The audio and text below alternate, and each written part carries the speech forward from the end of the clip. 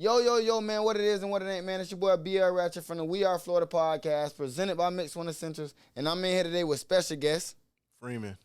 For sure, man. So how you doing today, my boy? I'm straight. For sure. So, bro, you been, getting any ink in today, tatting? Nah, been putting in work, other artwork. Other artwork? Yeah. Okay. So, man, this, you got your art here with us today. How you got into this? Tell us a little bit, on your backstory. I got into it at a real young age.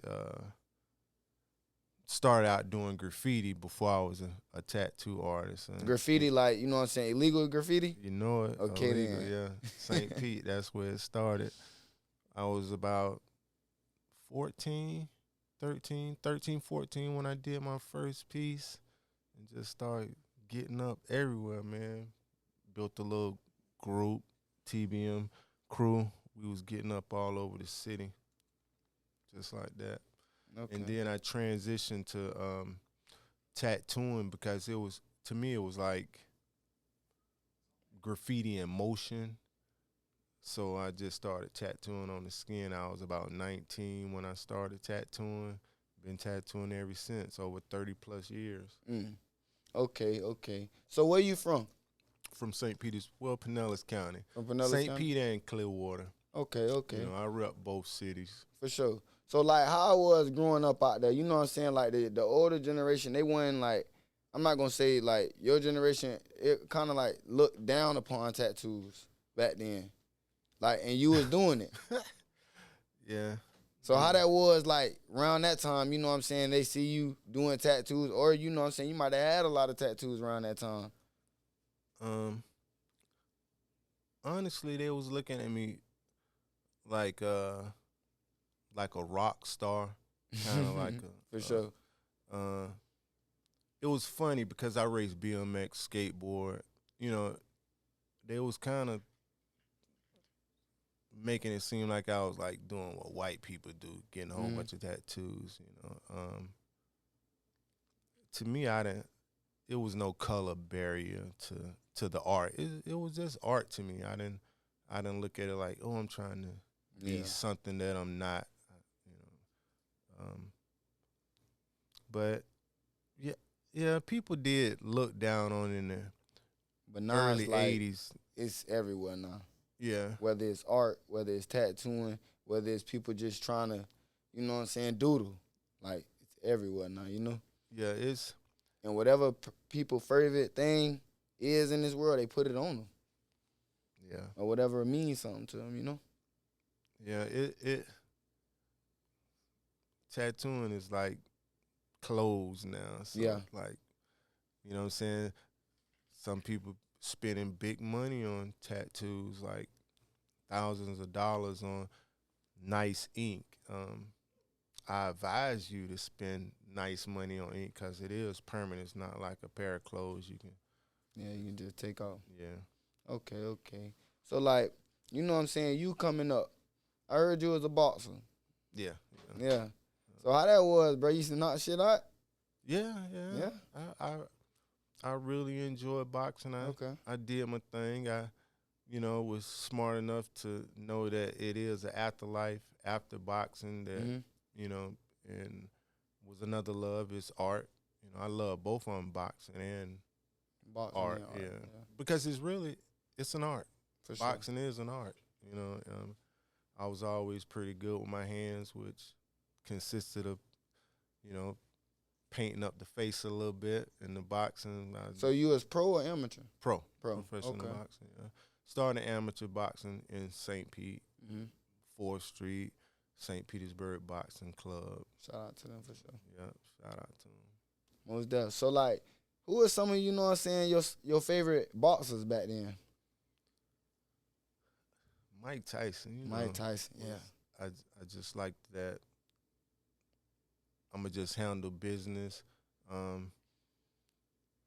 I watched a lot of Sugar Ray Robinson. More so, I think I lean towards Sugar Ray Robinson as far as this quickness and speed and agility. Mike Tyson for the head movement and just to really I ain't gonna back down. I'm finna just put pressure on. Some pressure bust pipes. So Yeah. I really liked it. Mike Tyson style, quickness with the Ray Robinson quickness, feet work, For sure. agility.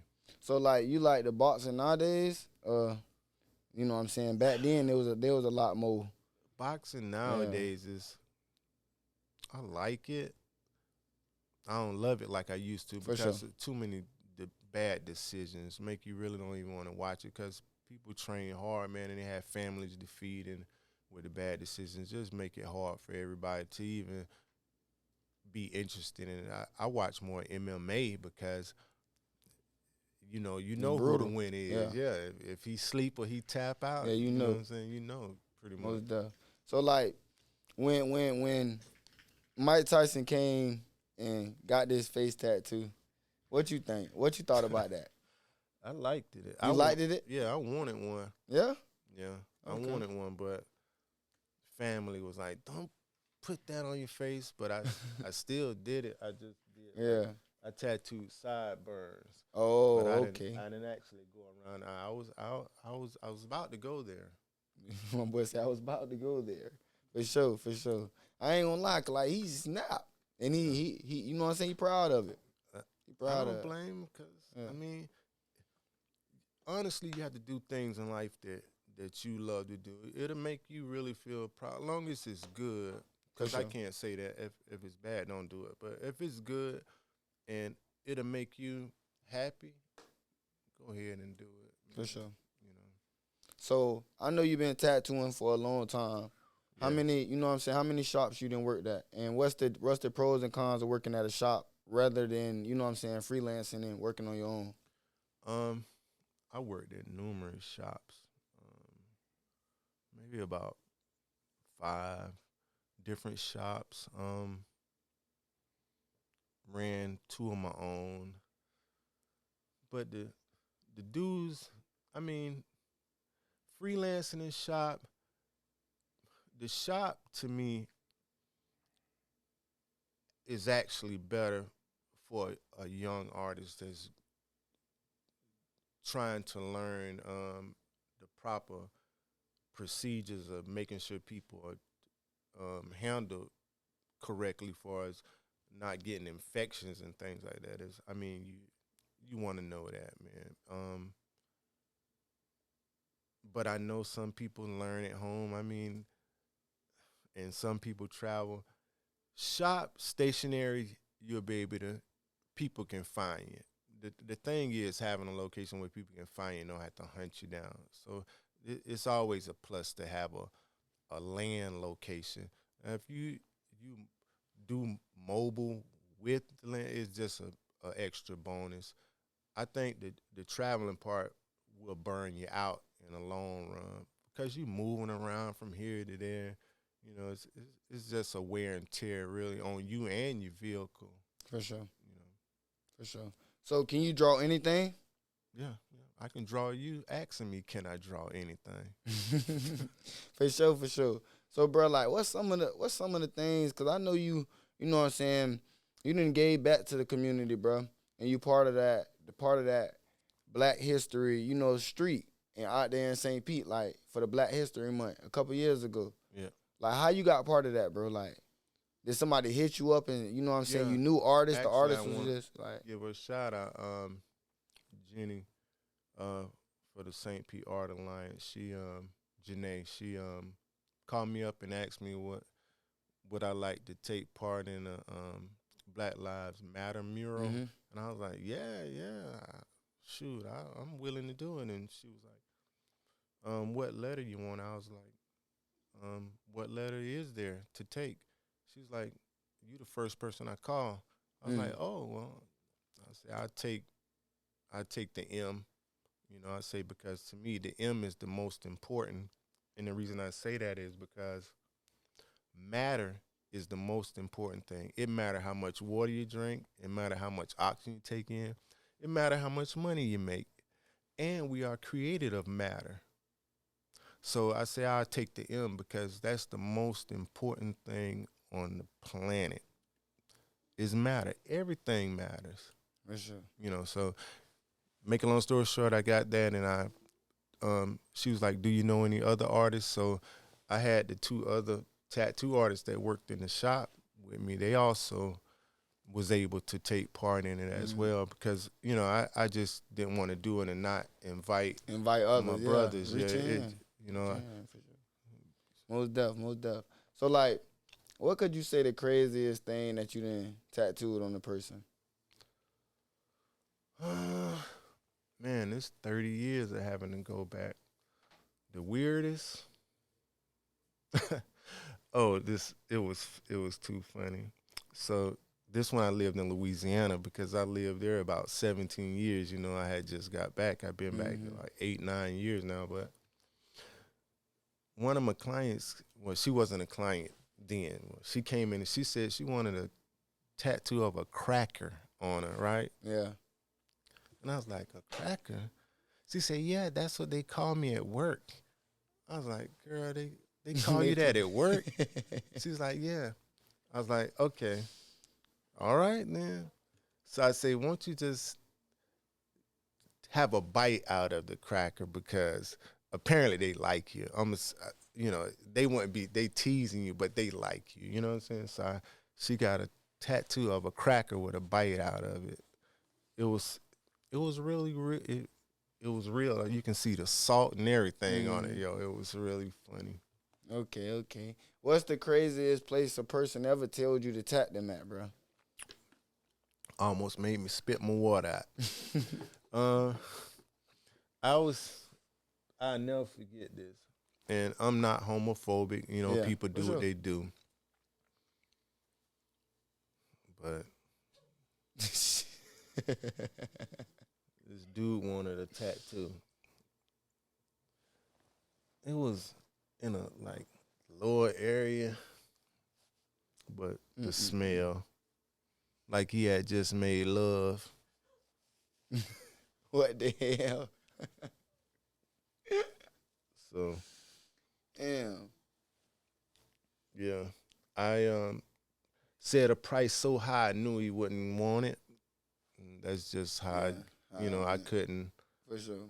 You know, I don't discriminate, but wash your butt. If you you coming to get a tattoo, take a bath or something. Like, don't come to the shop and murder our noses like that. It's hard to concentrate.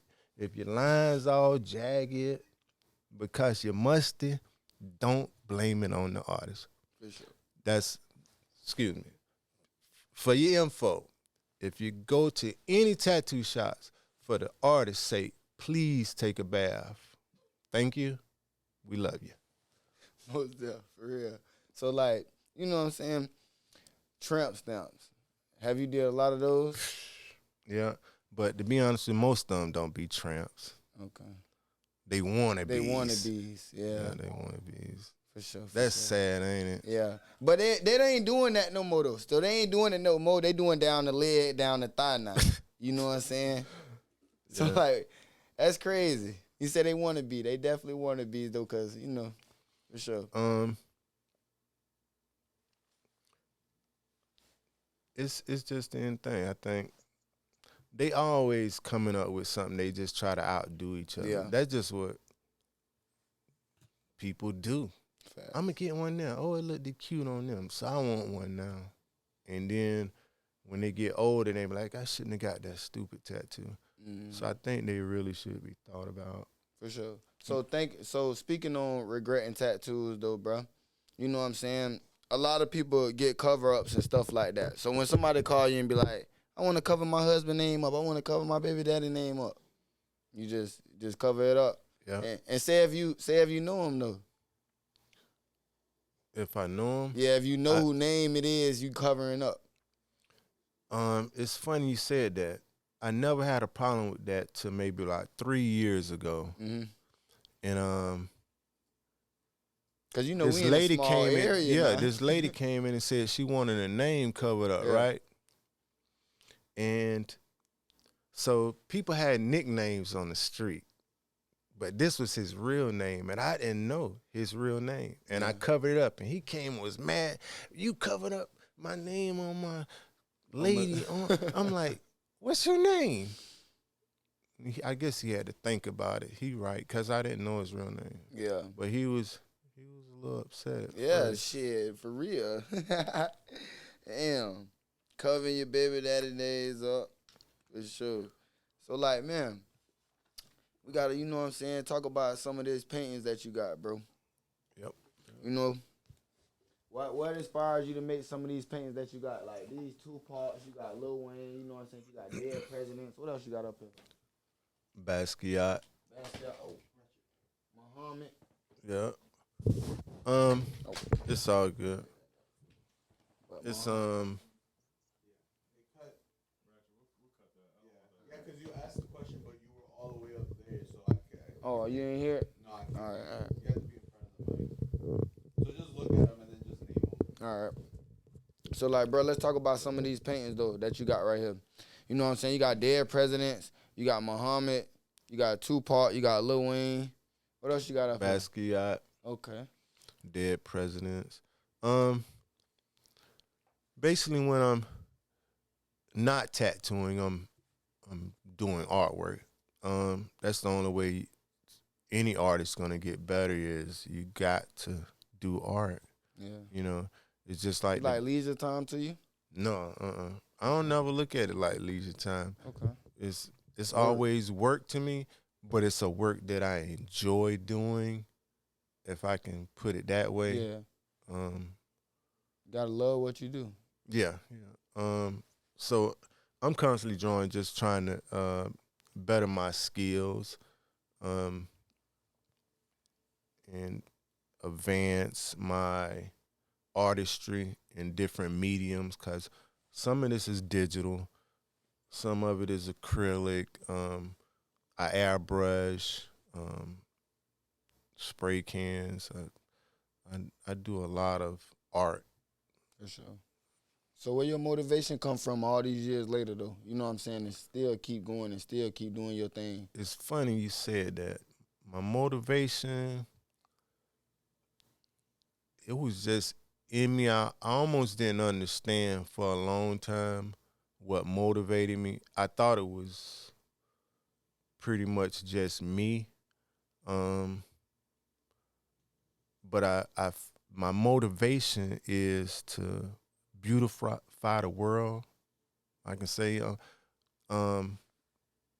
So I'm a believer in Jesus, and I know that God created the world. So to me, to be able to create like what God created and made like living, it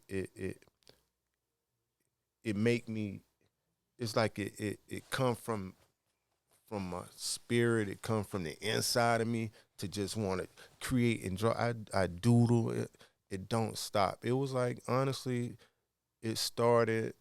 I might have been 5 years old, man. It was like something just took over me. Like and for many years, I like certain people. It was like I didn't listen to. I didn't hear the world on the outside. It was like I made my own world. I can remember being a daydreamer for a long time, like from 5 to maybe about 8 or 9. I used to just daydream. It was like I didn't hear nothing, because I was always thinking about art, and I was like focused on art, and it just grew to like a fish out of water. Like if I didn't have art, that's why I really stopped boxing too, because I had to weigh it on a scale. Like, see if I get a detached retina or I break my hand, which I did in one fight, and I couldn't draw. It was horrible for me, and I didn't want to go through that. You know what I'm saying? Because that was my first love, an artist. You know what I'm saying? It's like, but now what I want to do with my art is lift people up. If I can make people feel good about themselves, or maybe others, you know what I'm saying, with my art, that's my whole goal. So that's my drive. My drive is to uplift people, just make people feel good. If one thing I know about art, you can actually be having a bad day. Somebody could have been and said something so negative to you, and you see something and you distracted.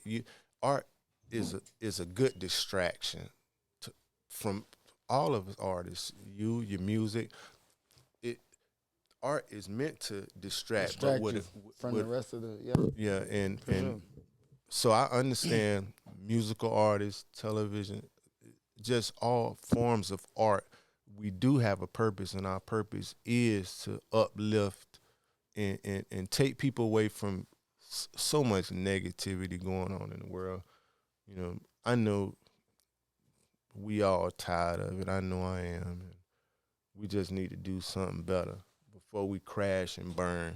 You know, but art with what you're doing with the We Are Florida podcast, and you know what I'm saying, it's a form of art, and you're doing a good job. I think, you know, I don't know. Sometimes you just get lost for words when you can think so much than took place in history of art and where it is today. Is with the AI, it's actually getting tougher for artists, you know, with the artificial intelligence. It's like things that we can get done, people can just say it now and have it done. Yeah. You know, and it takes away from AI is crazy. from us creators. But the thing about AI art, it don't have a soul. So what I produce, what you produce, what we produce as humans, AI can never compete with that. So we'll stay ahead. You know what I'm saying? We just have to. I think the only problem with AI, to me, far as an artist, is that people dumb themselves down when they use it so much. They cripple themselves when they thinking it's helping them. But I think in the long run, if you start, that's why I do digital work, but I prefer that brush and the actual manual and hand strokes, different from using that computer all the time. For sure. So, bro, you know what I'm saying? Let's get it started, bro. We gotta get tatted. Let's do it. But, bro, how you fuck around and end up painting a murder store, bro? Oh, I was watching YouTube, and this artist was like, the only way you can get mural jobs, you got to pretty much give some of your art away. Yeah. And that was one of them giveaways. Yeah. I mean, I got paid, but so I went to him and asked him, can I do it? And he was like, he been knowing me, you know, since I was boxing. And they had the other stone, Betty Lane. Who, Rick? The guy who owned the store. Mm-hmm. He's like, yeah. And then that got me really started with a lot more mural jobs when they seen that. Yeah, that bitch nice, bro. I'm talking about the detail on that bitch, the water, the fishes. Hand painted. It was crazy. Bro, I seen you out there with I don't know if you remember this, but I seen you out there with a little ass, like, brush. Yep. I'm up there watching. I'm like, bro, this man doing this shit with a brush like that? Yep. For sure. It took me to do that. It took me a month to complete it. Because it was between my jobs with me doing tattoos. I couldn't, and he gave me the freedom. So it wasn't like it wasn't even something he wanted done until I asked him. So he was like, just letting me do it on my time. So I wasn't pressed for time. Matter of fact, it was a freestyle. Yeah. I didn't know what I was going to put. Damn. I just did it. Okay. But you knew the water right there. Yep, and I knew he sold fish. So I said, I'm gonna put fish. You know. So like, bro, like you like painting, you know what I'm saying, murals and tattooing murals on people? Yep. Okay. What's some of, like, you know what I'm saying, some of them famous faces that you didn't put on people and stuff like that? Tupac. I done a few Tupacs on people. A lot of Tupac tattoos. Malcolm X. Malcolm, okay. I'm trying to think of who else. I do a lot of people R.I.P. You know what I'm saying? Portraits of loved ones people had passed. For sure. And he's really getting this tattoo, y'all. This not ain't fake. This ain't no fake tattoo. This you a see, needle. I got them real things on me. It's a You hear me? needle. For sure now. So you say RP. Okay. For sure. I got a question though, bro. Mm-hmm. You ever tatted a female vagina? Yeah. Yeah. Did that. Her lips? No, I ain't had nobody that nutty. I wouldn't even probably attempt to do that. But like, all right, what if somebody fuck around and say like, you know what I'm saying, enter here or some shit like that? Have you ever had that? Like, glory hole, put this, man, like that? Yeah, we ain't out here with the wild people, but I done seen those type of tats though. I know, but it's funny because people respect your mindset. Yeah. I don't think nobody came to me with nothing that retarded because they know I ain't that retarded. Like, for sure. You come put something that dumb on them. Yeah. Because me, honestly, I'm an artist, but I ain't going to let people make a fool of themselves. Yeah. I really try. But have somebody ever came back and be like, bro, why you let me do that shit, bro? Yeah, after they got a name, but I ain't tell them to do it. I try to tell them not to, but they be wanting you to stop them. I mean, it's like, I guess, a person crying wolf. Mm-hmm. They say that into the relationship, though. So you wanted that name. I couldn't stop you. Even if I'd have said I'd do it for free and you didn't pay, you still was going to get it because that's what you wanted. Mm-hmm. I try to advise people not to get names, man, in relationships. Yeah, like significant others and stuff like that, because that's like, you know, forever, homie. Not only forever. For the 30 years I've been tattooing, it's on a scale to 1 to 100, man, 98% of the people come back. And I would say out of the 98%, most of them wasn't married. So, you feel me? Like out of married, from 1 to 10, out of married couples that come here, maybe 5 or 6.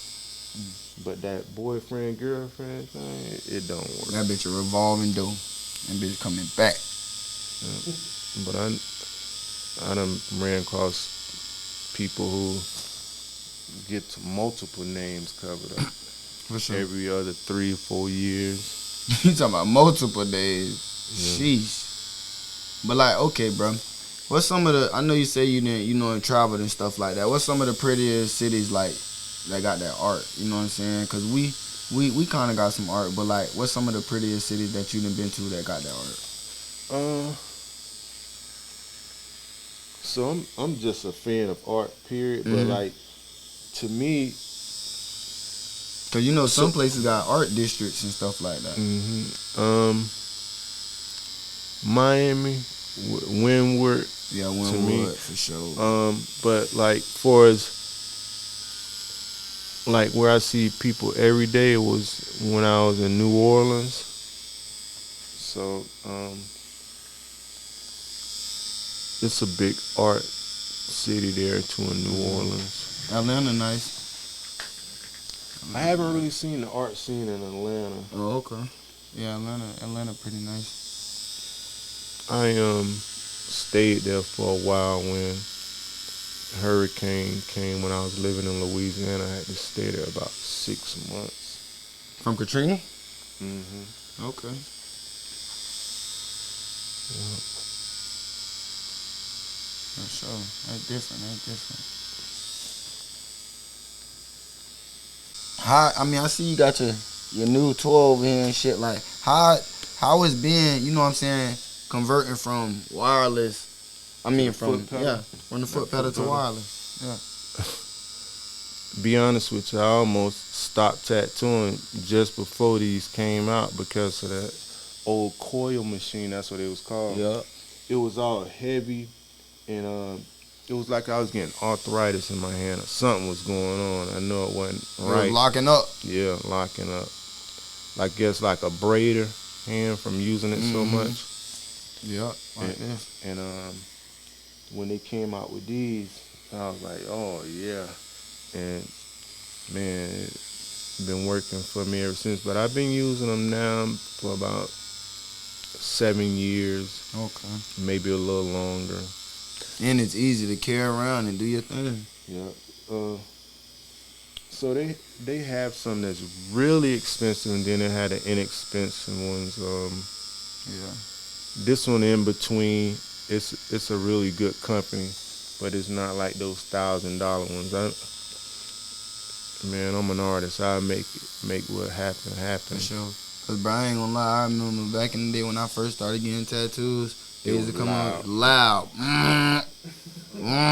Like, oh, it's got to be the same for your haircutting business, right? Yeah. Because y'all them got shits wireless. used to be loud as hell. That's what I tell people. It's like it used to sound like barber clippers, but now it's like it's silent.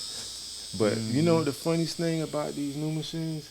People expect because it's silent, it don't hurt. It don't hurt no more. Guess what I say? I say Mike Tyson, when he hit people, it was real silent. That bitch still hurt. I say, it's not. That's because you don't hear it. Don't mean that it ain't gonna hurt. I say it's still a needle. But you. So, bro, have you ever, you know what I'm saying, tattooed a skinhead or anything like that? No, but what's funny you asked me that is that a person who told me I'd be a tattoo artist. I was 19 years old and I worked at this embroidery company, and it was this tattoo shop called Rosebush. Excuse me, that was the name of the embroidery shop. Raven Rose, and his name was Rose, and I showed him some of my artwork, like my drawings. This before I even started tattooing, and he was like, "Man, if you was a tattoo artist, you'd get paid." Right then, like a light bulb came up. I was like, "Get paid? What you mean get paid?" And I hadn't turned pro yet, but I knew I wanted to be a pro boxer. I already knew that For sure. So he gave me this book called How to Tattoo from A to Z. And I took that book home and I was reading it. And I was like, whoa, I can do this. And I ordered me a tattoo machine out of the tattoo magazine, them old ones we used to get way back in the day. And I ordered me a little clunky tattoo machine. UPS was so scared. I was living on Greenwood at the time. UPS was so scared. I got home, the package was on the front step. I was like, somebody could have stole my tattoo machine.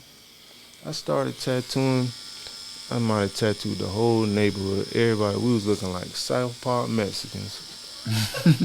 I'm talking everybody with jacked up tattoos. I done did. I mean, I'm saying jacked up because I'm a much better artist now. Yeah, much better now. But back then, that was nice. We was getting Thug Life and Fred. Man, we was the first, before Tupac, I'm going to tell you, I used to, me, D-Mo, Blah, all us, we was all tatted up. I done tatted all my friends up. Everywhere we went, they thought we was like Tupac. D-Mo got them old ass tattoos too. Yeah.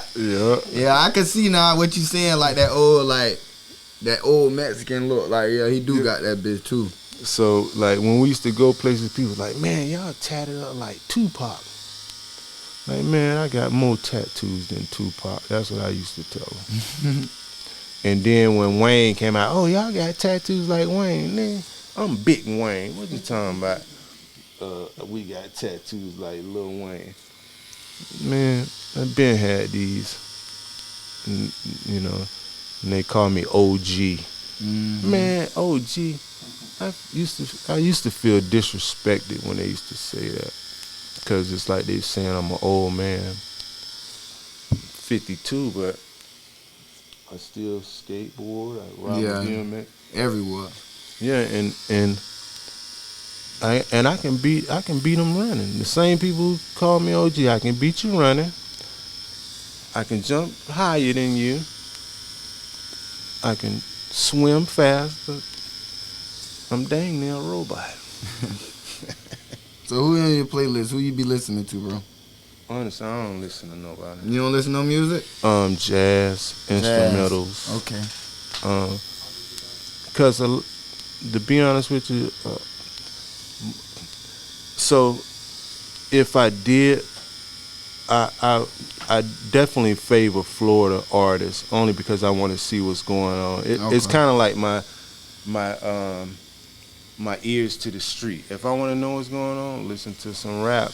You know what I'm saying? It's definitely in the area you're from, so I do listen to it, but I don't really just play music, to be honest with you. Okay.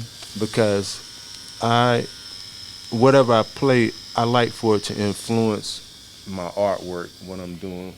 And sometimes what they saying might distract me from where my thoughts are at. Mm-hmm. So I'd rather play jazz and still keep my same thoughts and just listen to the music as I do my artwork.